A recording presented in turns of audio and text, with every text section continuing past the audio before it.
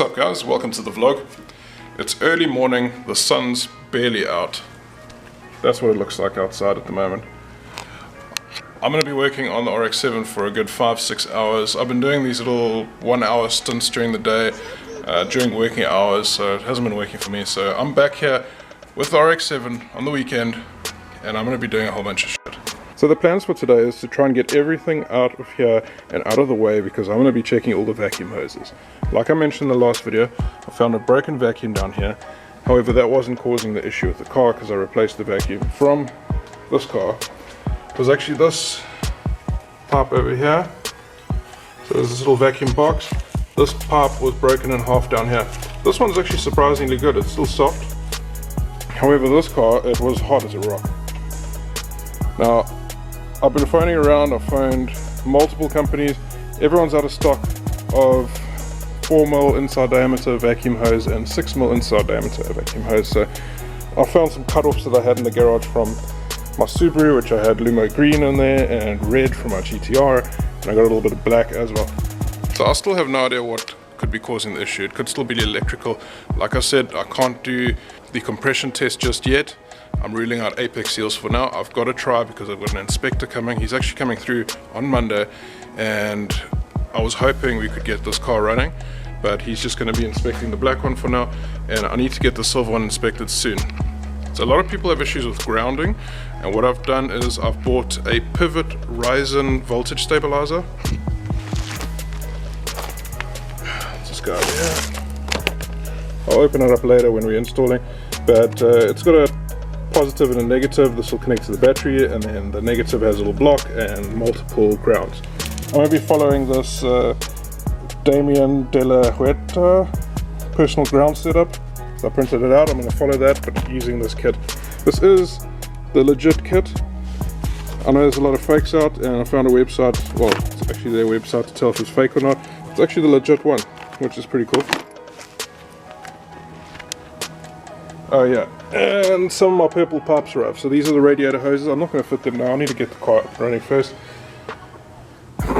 Also, I really don't care about putting green and red and whatever color hoses, because I'm going to be doing the dress up in purple. So I'm going to be putting these filters and this intake system on this car, and the standard shit is going to go onto here. But I've got purple filters coming, I've got purple couplers coming, I've got purple vacuum hose.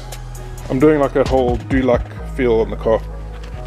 So the plans for now is I'm just going to strip everything, start setting up these grounds, cleaning the grounds, getting the grounds in, and then I'm going to be looking for vacuum leaks and replacing what I can with what I have.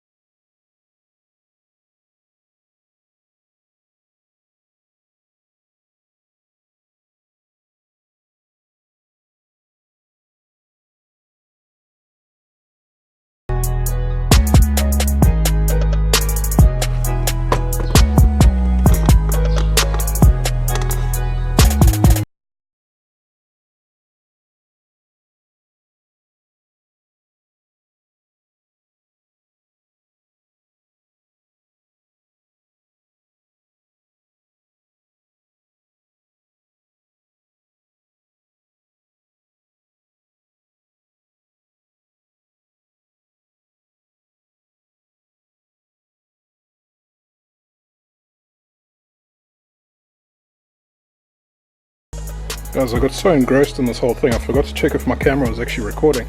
I've replaced the two dodgy vacuums that are over here. I've put temporary green cable. I've set up this pivot Ryzen thing, and that's working. But the car's still giving the same bullshit issues, so I don't think it's a grounding issue. However, I have run out of cable. I've only managed to do this Ryzen stabilizer thing to the strut, to that section over there, and then to the UIM. So I'm going to go to the hardware store now. I've got some spare cable, that light blue one.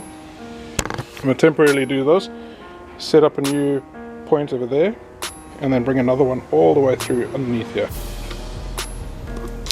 So far not looking good, the car's still doing the same thing though.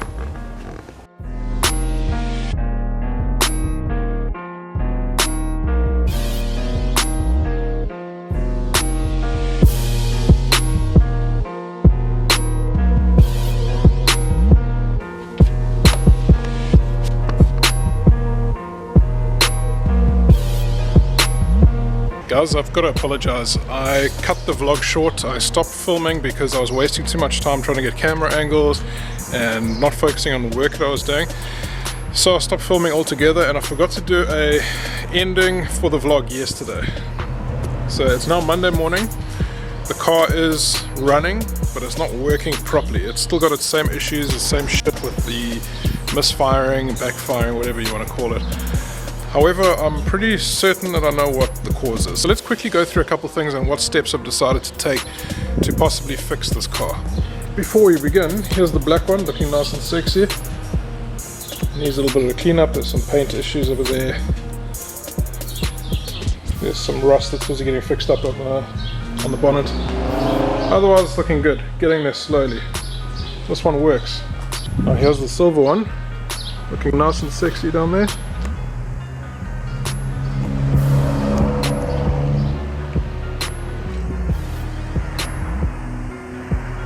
Now the reason why I moved it out of the way is because I had an inspector that was supposed to be coming for the black car, but that didn't end up happening. Now he's coming through another date.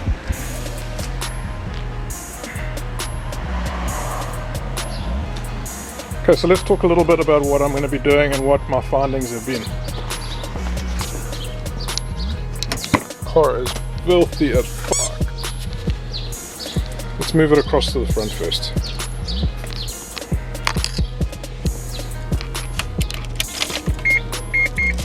Wrong key again.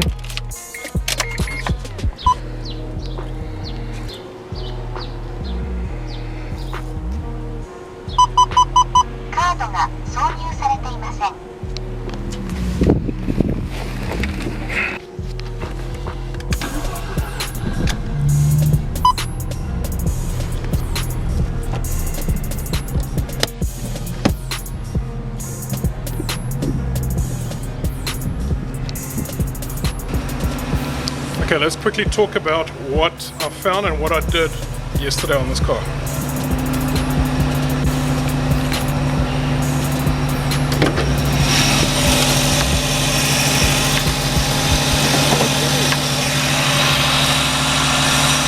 Okay, so the one thing I did is I installed this pivot raising thing. It's not 100% the way I want it.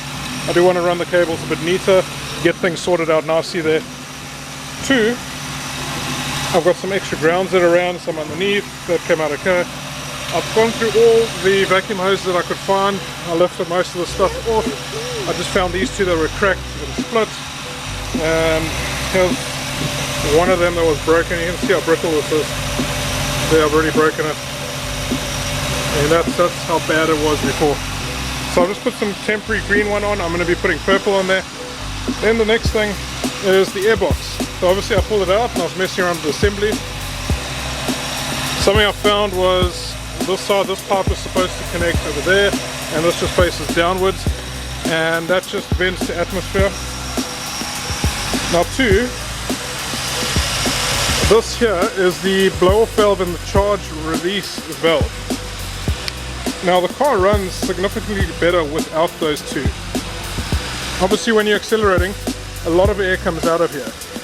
So the car is now boosting better with those two pipes out. It's still missing though, but there's definitely a fuel cut, and it's taking longer in the rev range to get to positive pressure. Now I had a boost gauge connected to the car. I was able to rev the car, do a little bit of testing, and essentially I was able to get higher up in the rev range without that stupid misfire. Now to me it's definitely a fuel cut, and I'm pretty sure it's electronically controlled. It's coming from the ECU. So guys, now after reading tons and tons and tons of stuff about this car, I've come to the conclusion that the issue that I have is related to the ECU itself and the grounding and the way it works.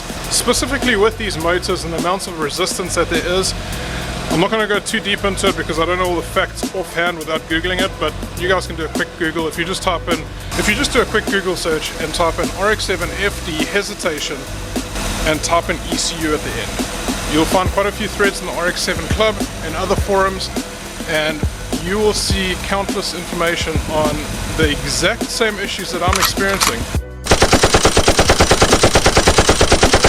Guys that have got the stock ECU, swap them out, put in a Heltec, put in an Electromic or an Apexi Power FC, and it fixes the problems. Some people have seen some decent results, but not great when they've done grounding. Now, I've actually seen the car perform a little bit better now with the grounding issues. The misfire is not as heavy as it was before, not as prominent. It's still there, but it's not great. Now, it could still be an Apex seal that's chipped. I don't know this. In about a week and a half plus minus, I'm going to get this car done with a compression test with a rotary compression tool. Right now I have to sit tight, there's nothing I can do. But what I've done is I've now bought an Apexi Power FC with the hand controller. I'm also going to be buying a FC data logger, which means I'm going to be able to tune this car. I'm going to be able to buy parts for this car. Exhaust, intake, well I was going to do that anyway, but run it with the stock ECU. But now I can actually tune the car specifically for those items and get some decent gains. Now I don't know where I'm going with this car. I've just bought a house and funds are a bit low, but who knows, I might go single turbo, maybe a whole set 50, I think it's an HE50. All I know right now is that I'm going to be getting an ECU, and hopefully it's going to fix the problems, because I don't think it's mechanical. I don't think there's anything else wrong with the car. The car has been perfect up until it came to South Africa. Apparently it was running fine in Japan. I've got full service history up until 9,500 kilometers ago. I literally have every single maintenance sheet from the car's brand new, from the beginning. And the car's in pretty damn good condition. I've got a feeling the buyer just didn't want to spend money, didn't know how to fix it, and he just flogged the car. So let's hope for the best, hope it's not Apex seals, and I'm hoping this Apexi Power FC is going to sort out the issues. If not, motor's coming out, I'm going to rebuild this motor, I'll probably do a street port and then go from there. But plans for this car, I don't know just yet. I am going to do the intakes, the HKS Super Power Flow, I'm going to be putting on the HKS exhaust, but only after I get this car fixed and running properly again. So guys, just a little bit of light at the end of the tunnel. That's the update on this car. I'm going to be stopping these RX7 videos for now until the Apexi Power FC arrives. It's currently in the UK. I need the guys to ship it. I'm probably going to do DHL on the shipping, I think maybe 3-4 days. So I'll do another update video on that. So I'm going to stop the videos on the RX7 for now. The next is going to be the R32 GTR. There's some outstanding work that I need done on the car. The one thing I'm dying to do on that car is do the maintenance. I need a serious oil change in the car, radiator fluid, changing all the filters, all of that sort of stuff, brake fluid, etc. I need to do that, spend some time on it. Then I've got a few little goodies that I need to just sort out on the car. Change my caliper color, really small stuff, exhaust heat wrap, etc. Then on the other news is on Saturday we just received keys for our new house. I'm going to be flat out busy with that. So you guys have been seeing 3, 4, 5 videos a week recently because of this car, but that's all going to go down maybe to 1 video a week for the time being until I can get settled in, renovations finished at the new house, and get all nice and moved in there. The good thing is the garage is much bigger than where the GTR is currently, which is freaking awesome. Plus I have space for cars. That's why we bought a house, and also space for the family. Anyway guys, thank you so much for being with me on this journey. Lights at the end of the tunnel. We will get this car running again. Guys, thank you so much, and I'll see you all next time. No suit and tie, but baby, I go to work. Don't do it for the